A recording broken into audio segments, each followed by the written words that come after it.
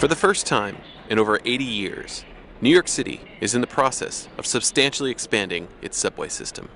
If all continues as planned, in December 2016, Manhattan will have an additional 2.7 kilometers of subway service running on 2nd Avenue of the Upper East Side. This is the first real project we've done in New York since the 1930s that really expands the coverage of the system pretty dramatically. My own wife still doesn't believe the 2nd Avenue subway will ever be running, but it is going to happen. But getting there in a 21st century New York will require an incredible orchestration of construction, investment, and substantially better luck. You know, it's been a project that's been on the boards for decades. It was first proposed back in the 1920s. Really the whole history of the 2nd Avenue subway is they start to plan it and then you have a major crisis, whether it's a financial crisis or if it's a war that happens. During the second iteration of the 2nd Avenue subway line, the city got as far as introducing 10 prototype cars in 1949. But because of the Korean War, the project was once again put on the shelves. And we actually started to build it, in the 1970s. And on 2nd Avenue, a new and much-needed subway line that will run from the Bronx to the tip end of Manhattan is significantly underway. And then the bankruptcy that we went through, the city and what have you, stopped the project completely in its tracks for, almost 30 years. But following the social and economic changes that started after the 70s, the project slowly regained momentum, until finally getting resurrected in the mid-90s. And the first portion of the project, known as Phase 1, was given the final go-ahead in 2006. It's estimated that the completion of the first phase of the 2nd Avenue project will serve over 200,000 riders. But it's unclear if Phase 2, 3, and 4 will be able to find the funding to reach completion.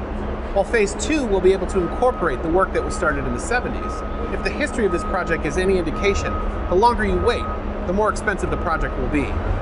There have been other subway connections that have been built, but there is nothing that costs as much as this because you can't just barrel down a community. You can't open the street. The old days, it was cut and cover. You built a shaft, sidewalks were an island on one side and the other side, and you had just a gaping hole. And then you covered it up and you let the workers work below that. You can't do that anymore. Making matters more complicated, this project moves underneath the city's most densely populated areas. According to the city's transit authority, there are 217 tracks in the United States where 100,000 or more people live within 1 square mile. 211 of those tracks are in Manhattan. So every aspect of this project is made exponentially more difficult and substantially more expensive. Upon completion, it is estimated that the first phase will have cost nearly $4.5 billion, not only exceeding initial estimates, but raising questions about funding for the 3 additional phases. We're lucky we have the first phase. Breaking into phases was just a simple way of spreading the money out and making it more palatable to those who, one, have to provide taxes for the matching funds locally and for the federal government. How important is the role of the federal government going forward? I know the federal government contributed about 30% for Phase 1. How important?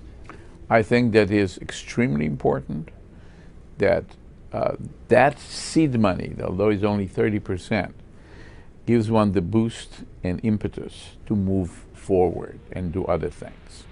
And money, as you know, is susceptible to political winds. We do not have the ability at this point to attract private investors that would want to invest in a mass transit system. Mass transit systems, unfortunately, are not self-sustaining. But New York City is changing, and it's changing fast. It was recently reported that the population had reached its highest levels in 60 years. And a recent report from the mayor's office estimates that the population will continue to grow by 1 million people in the next 17 years. If you don't improve the subways, they won't come. You won't get the 1 million people. New York will lose population, it will lose employment. It'll go first to New Jersey, then to other states. So New York will lose some of its gloss, and it might lose some of its value. There's some interesting phenomena that I have never seen in my 45 years or more, if you count the cab driving time as a transportation professional. The latest generation is driving less. It's the first time. They're not driving 2% less, they're driving 12 to 14% less. They are getting their driver's licenses later or not even getting driver's licenses. And so there is a whole move towards cities that offer really good transit. And the message for a lot of these suburbs is you're losing your young. And in New York City, the young are riding the subways at near record levels. Transit is really the most popular it's been for 30 or 40 years. And we're seeing ridership levels that are really starting to put a strain on the system because, quite frankly, we've been living in the last several decades off the legacy investments we made in the past. And we're at a point where we're running the railroad, the way it's been run for almost 100 years in some cases. This will go just so far, and without more transit improvements, it's sort of like a balloon that'll expand and then slowly lose its air. And New York would not be what it is today if money were not invested in the infrastructure that we have. Have you been here when we had a transit strike? Nothing moves. Well, that's when you basically figure out that without transit, we'll be lost. The Second Avenue Subway project, in its basic form, is a story about infrastructure, but it also manages to flirt with some of the fundamental challenges of the United States.